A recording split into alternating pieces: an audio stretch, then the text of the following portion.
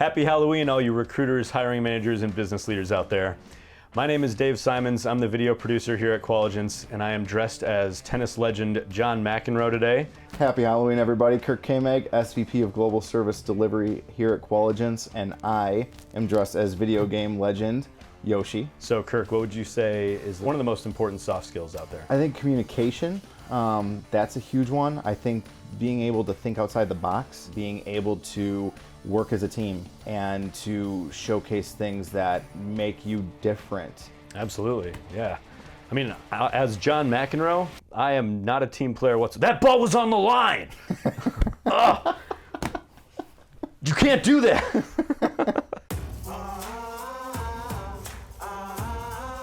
Happy Halloween, all you recruiters, hiring managers, and business leaders out there. My name is Dave Simons. I'm the video producer here at Qualligence, and I am dressed as tennis legend John McEnroe today. This guy peaked in the 80s. I'm sure he's a familiar face to many of you guys out there. Don't worry, this does have a tie-in. We will, because you can see. Happy Halloween, everybody. Kirk Kameg, SVP of Global Service Delivery here at Qualligence, and I am dressed as video game legend Yoshi, if you couldn't identify by this. But we're here to talk today about soft skills. Yes. So soft skills in the workplace are incredibly important, as you know. So 89% of employees actually get fired for soft skills or lack thereof. So they may know how to do the job on paper really well, but it's really more about how can they interact as part of a team. So Kirk, what would you say is the most one of the most important soft skills out there? I think communication, that's a huge one. I think being able to think outside the box. It really is what you bring your whole self every day. In the sense of, yeah, it's great that you can, work a tennis racket. It's great that you can, hatch out of an egg and take down the bad guys. But at the end of the day, being able to work as a team and to communicate effectively and to showcase things that make you different. Those differences, I think, bring everybody together. Absolutely, yeah. I mean, as John McEnroe, I am not a team player whatsoever. That ball was on the line! Ugh. You can't do that! So on paper, John McEnroe is unbelievably accomplished. 8 Grand Slam championships. But during the way, he was yelling at lines people, challenging the chair umpires, decision making. As part of a team, his soft skills wouldn't go a long way. So he would need to be in a very specific kind of work environment where teamwork doesn't necessarily matter as much. That's not the case for most positions and companies in the modern world. Yeah, you think about it in the context of Yoshi in a video game.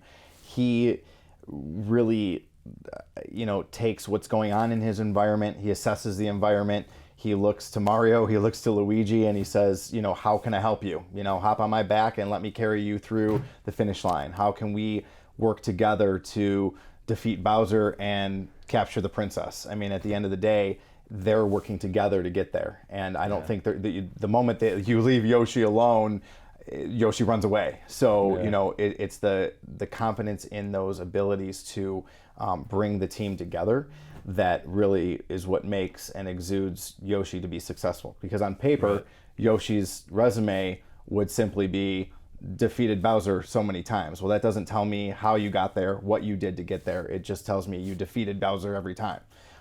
So it's good to know beyond the paper just what is inside of somebody that they can bring to the table to bring everyone together. I think that's so important, like to constantly be working on what you could do better, and self-awareness. That's huge. Like what you're bringing to the organization as far as like soft skills go, where you could improve, and all that. So that's actually something that John McEnroe learned to do throughout his career, and now he's a distinguished commentator and has the capacity to make fun of himself, and that's great. I mean, think about it. If you look at Yoshi, he continues to adapt to new surroundings. He doesn't know what castle is going to have what in it next. He's constantly learning, how can I jump higher? How can I jump further? How can I carry more eggs behind me? Those are things that show your ability to your soft skill of adaptability, of Sure. growth, of leadership. Those things are, when you put all of them together, you're growing without even trying to further educate yourself. Work ethic. So there's so many nuances of work ethic that we could talk about. John McEnroe, talent carried him pretty far, and he wasn't the hardest of workers, but to get to that level, he was absolutely a super hard worker to be number one in the world, get 8 Grand Slam titles. The rest of it was mental tenacity and developing that for him. Well, again, you can't put work ethic on paper. Right. If you, just because you worked at one job for 30 years or 40 jobs in 10 years, that doesn't tell me if you're a hard worker, if you have the follow through on the work, if you're going to give 120% or if you're going to give me 80%. I can't read that on paper.